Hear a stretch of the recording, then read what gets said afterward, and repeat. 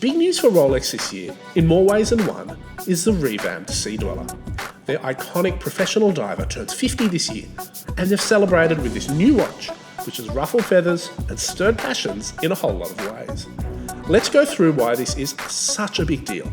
First of all, there's the case. It comes in now at 43mm, up from 40mm. This gives it not only a real presence on the wrist, but it clearly differentiates it from the visually similar Submariner. Also, for the first time, we're seeing the caliber 3235 with its impressive chronology escapement and 70 hours of power reserve in a Rolex sports model. This is a big deal. There's also the fact that the date looks bigger. That is because, for the first time ever, the Sea Dweller comes with a Cyclops, that iconic Rolex feature.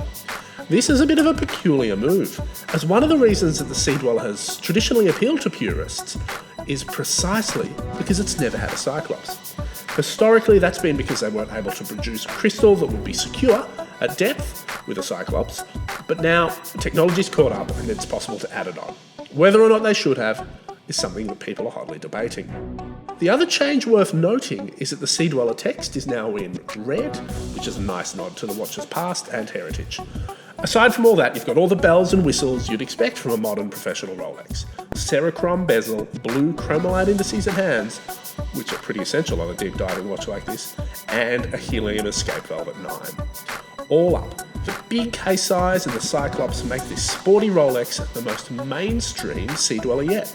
On the one hand, this is a really smart move, because that's what people want. They want big watches that are instantly recognisable.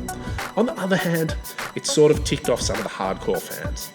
Regardless of which side of the debate you sit on, I have no doubt that this would be one of the most in-demand Rolex models of 2017, and the retail price is $14,400 Australian dollars.